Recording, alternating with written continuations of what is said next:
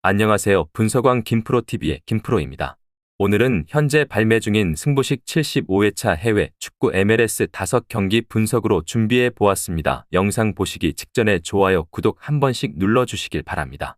샬럿 FC는 4-2-3-1 포메이션을 통해 바르가스와 웨스트우드를 중심으로 득점 기회를 창출할 것으로 보입니다. 중앙 플레이메이커 웨스트우드가 빌드업의 핵심 역할을 수행하며 그의 패스를 받은 측면의 바르가스가 페네트레이션을 통해 상대 수비를 공략할 것입니다. 백업 자원으로 우로넨이 있으며 그의 활약이 경기의 변수가 될 것입니다.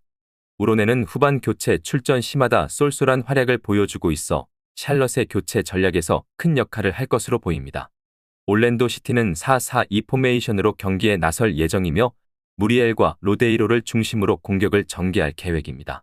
중앙에서의 전개와 측면 공격을 통해 샬럿의 수비를 공략하려는 전략입니다. 펠리페 마틴스가 백업 자원으로 있으며 그의 활약 여부가 경기 결과에 중요한 역할을 할 수 있습니다. 샬럿은 중앙 플레이메이커 웨스트우드의 패스를 기반으로 한 빌드업과 바르가스의 측면 플레이를 통해 상대 수비를 압박할 계획입니다. 올랜도 시티는 수비에 중점을 두고 경기를 풀어가려 할 가능성이 높습니다. 홈팀인 샬럿의 공격 전개가 상대적으로 유리하며 올랜도 시티는 방어적인 태도로 경기에 임할 가능성이 커 보입니다. 전반적으로 샬럿의 우세가 예상되며 경기 결과는 샬럿의 승리를 추천드립니다. DC 유나이티드는 4-2-3-1 포메이션을 통해 벤테케와 가브리엘 피라니를 활용하여 득점 기회를 창출할 계획입니다. 벨기에 국가대표 출신 공격수 벤테케는 팀의 핵심 공격수로서 그의 득점력과 피라니의 창의적인 플레이가 경기의 변수가 될 수 있습니다. 백업 자원으로 머렐이 있으며 그의 활약 여부가 경기 결과에 중요한 영향을 미칠 것입니다. 애틀랜타는 4-2-3-1 포메이션으로 알마다와 피르미누를 중심으로 공격을 전개할 계획입니다. 알마다는 팀의 플레이메이커로서 창의적인 공격 전개를 이끌며 피르미누와의 콤비 플레이를 통해 득점을 노릴 것입니다. 백업 자원으로 모스케라가 있으며 그의 기량이 경기에 중요한 역할을 할 것입니다. 경기 데이터와 최근 경기력에 비추어 보면 DC 유나이티드가 약간의 홈 어드밴티지를 가지고 있지만 양팀 모두 수비적인 전술을 채택하고 있어 경기가 느슨하게 전개될 가능성이 큽니다. 양팀의 공격력이 최근 부진한 것을 감안하면 경기의 결과는 무승부로 끝날 가능성이 높으며 득점도 많지 않을 것으로 예상됩니다. 무승부를 추천드립니다. 인터 마이애미는 4-1-4-1 포메이션으로 메시와 캄파나를 활용하여 득점 기회를 만들 계획입니다. 메시가 코파 아메리카에 차출되어 팀에 없다는 점은 큰 손실로 캄파나와 레오나르도 아폰소가 공격을 이끌어야 할 것입니다. 메시의 부재가 경기력에 영향을 미칠 수 있지만 레오나르도 아폰소의 활약이 변수가 될 수 있습니다. 콜럼버스 크루는 3-4-4 포메이션을 통해 에르난데스와 라미레즈를 중심으로 공격을 전개할 계획입니다. 히네스트로자의 활약이 추가적인 득점 기회를 창출할 수 있습니다. 주요 공격 자원이 모두 출전 가능하다는 점에서 콜럼버스는 득점력이 더 뛰어날 것으로 예상됩니다. 인터 마이애미는 메시의 부재로 인해 공격력이 약화될 가능성이 큽니다. 반면 콜럼버스 크루는 주전 공격수들이 모두 출전하여 득점 기회를 더 많이 만들어낼 가능성이 높습니다. 그러나 인터 마이애미가 홈에서 경기를 치르는 만큼 쉽게 패배하지는 않을 것입니다. 경기는 무승부로 끝날 가능성이 크며 득점은 많지 않을 것으로 예상됩니다. 무승부를 추천드립니다. 몽레알은 이번 경기에서 3-4-3 포메이션을 사용할 것으로 보이며 공격의 주축으로 코카와 듀크를 활용할 것입니다. 백업 자원인 마티네스의 활약도 중요한 요소가 될 것으로 예상됩니다. 측면 수비의 안정성과 공격 전개에서의 창의성이 경기 결과에 큰 영향을 미칠 것입니다.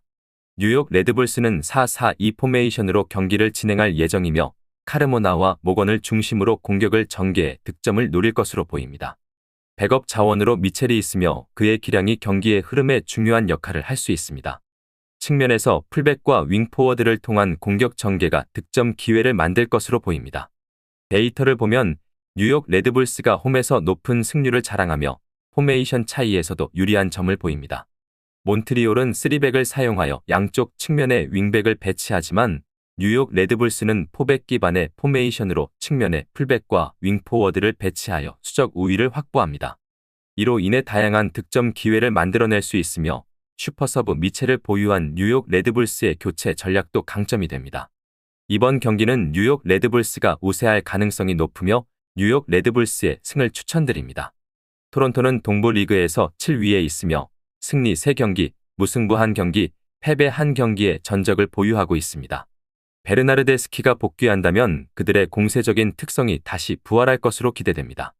그러나 특히 내슈빌과의 맞대결에서는 전략적인 수비에 어려움을 겪고 있으며 최근 3번의 경기에서 내슈빌에 대해 단 한 골만을 넣을 수 있었습니다. 이는 공격에 집중하면서도 수비적인 측면에서 취약할 수 있다는 것을 시사합니다. 세르바니아와 오닐의 결장으로 인해 전력이 전체적으로 10% 감소한 상황입니다. 내슈빌은 동부 리그에서 9위를 차지하고 있으며 중앙 수비 블록을 형성하는 데 강점을 보입니다.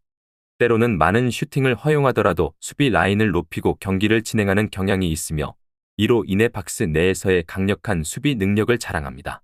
그들의 공격은 무크타르에게 중심을 맡기는 원맨팀 성향을 가지고 있지만 시원한 다득점 승리는 드물다는 점을 명심해야 합니다. 맥노튼, 릴, 고도이, 레알, 샤펠버스의 결장으로 내슈빌의 전력은 총 전체적으로 13% 감소했습니다.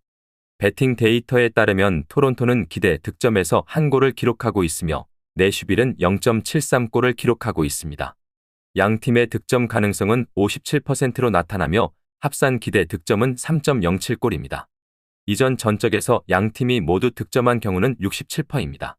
내슈빌은 강력한 블록 수비 능력으로 공세적인 상대를 상대로 잘 맞설 수 있는 팀입니다. 그러나 그들의 공격은 원맨팀 성향을 가지고 있어 내슈빌 승을 추천드립니다.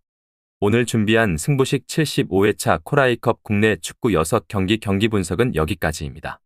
추가적인 선수들의 부상 현황 및 복귀 현황은 커뮤니티와 댓글을 통해서 공지할 예정이며 보시는 분석이 여러분들의 결정에 조금이나마 도움이 되었다면 구독과 좋아요 한 번씩 부탁드리도록 하겠습니다.